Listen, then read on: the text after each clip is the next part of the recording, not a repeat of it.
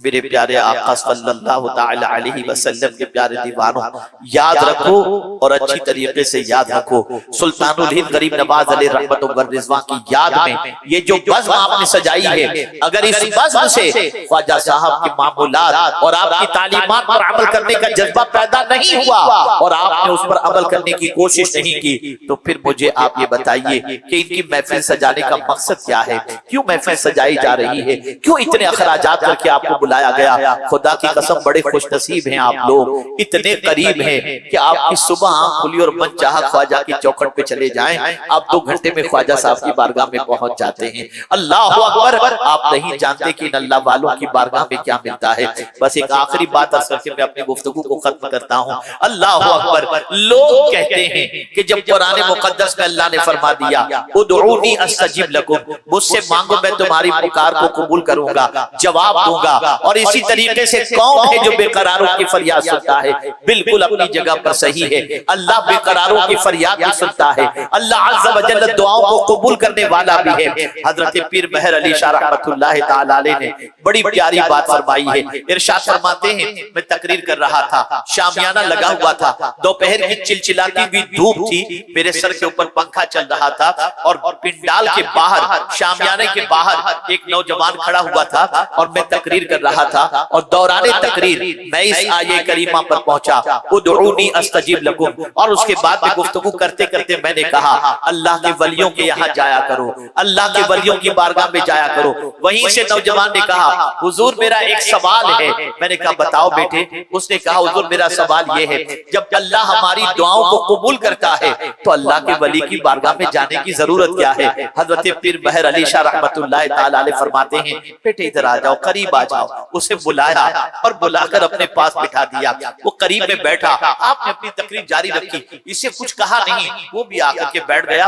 تھوڑی دیر کے بعد حضرت سید پیر مہر علی شاہ رحمت اللہ تعالی علیہ اس بچے کی طرف توجہ فرماتے ہیں اور فرماتے ہیں بیٹے تم پنڈال کے باہر کھڑے تھے اور ابھی یہاں بیٹھے ہو، دونوں جگہ میں کچھ فرق تمہیں نظر آتا ہے؟ اس نے کہا ہاں حضور۔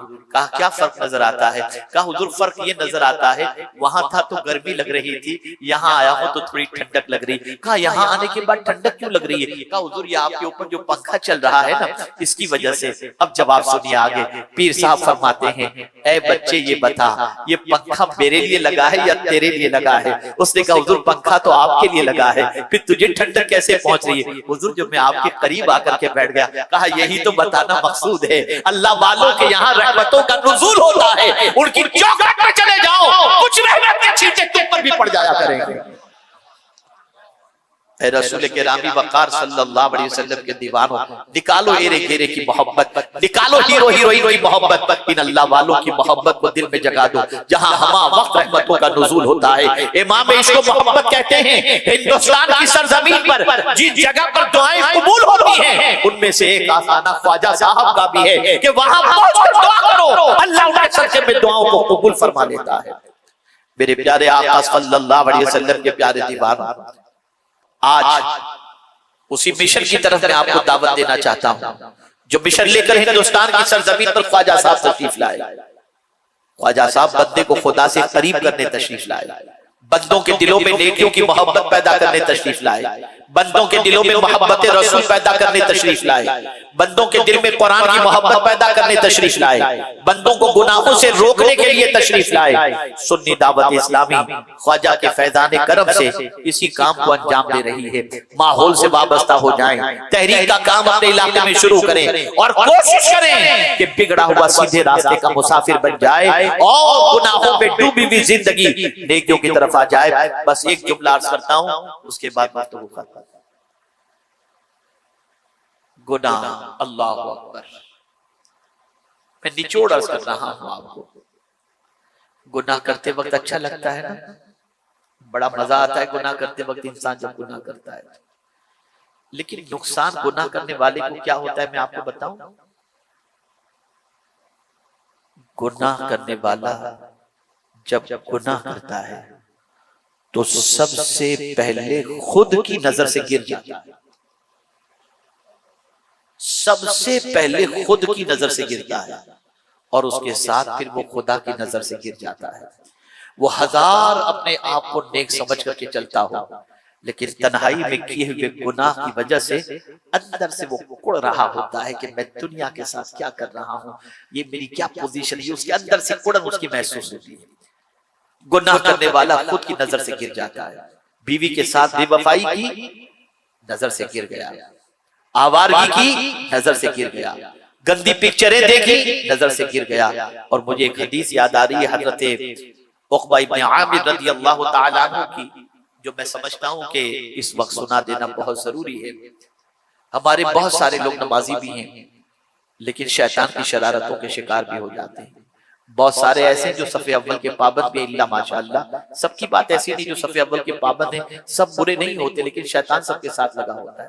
حضرت عقبہ ابن عامر رضی اللہ تعالیٰ عنہ بیان فرماتے ہیں کہ آقا کریم صلی اللہ علیہ وسلم نے فرمایا کل بروز قیامت وہ بندہ جو عوام کے سامنے تو نیکی کرتا ہوگا اور تنہائی میں گناہ کرتا ہوگا، اسے قیامت میں رب قدیر جل جلالہ فرشتوں سے فرمائے گا بلاؤ اسے بلایا جائے گا، کہا جائے گا لے جاؤ اسے جنت کی طرف، دکھاؤ اسے جنت۔ جب جنت کے قریب لے جائیں گے، جنت کا دروازہ کھلا ہوگا، وہ جنت دیکھے گا، رب فرمائے گا فرشتوں سے اسے واپس کرو، اسے واپس کرو، اسے جنت میں داخل مت کرو، واپس کرو اسے۔ وہ بندہ اپنے رب سے عرض کرے گا مولا بہتر تو یہی تھا کہ جنت دکھانے کے پہلے ہی جہنم میں ڈال دیتا، دکھانے کے بعد روک کیوں رہا ہے؟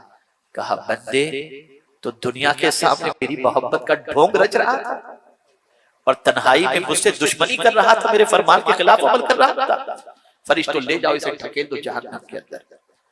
اے رسول اعظم صلی اللہ علیہ وسلم کے دیوانوں، تنہائی میں اللہ سے ڈرو، اللہ کا خوف دل میں پیدا کرو، بد کرداری سے بچو، برائی سے بچو۔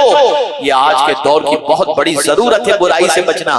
میرے پیارے آقا صلی اللہ علیہ وسلم کے پیارے دیوانوں، سید امین القادری صاحب قبلہ ہوں یا اور علماء ہوں یا مشائخ ہوں، یہ یہی تو دعوت دے رہے ہیں کہ آپ برائی کے راستے سے بچ کر سیدھے راستے کے مسافر بن جاؤ، بدلو اپنی زندگی کو۔ خدا کی قسم نیکی میں اللہ نے سکون رکھا ہے اور گناہ میں اللہ نے سوائے بے قراری کے کچھ نہیں رکھا۔ نیکی کرو، گناہ سے رشتہ توڑو۔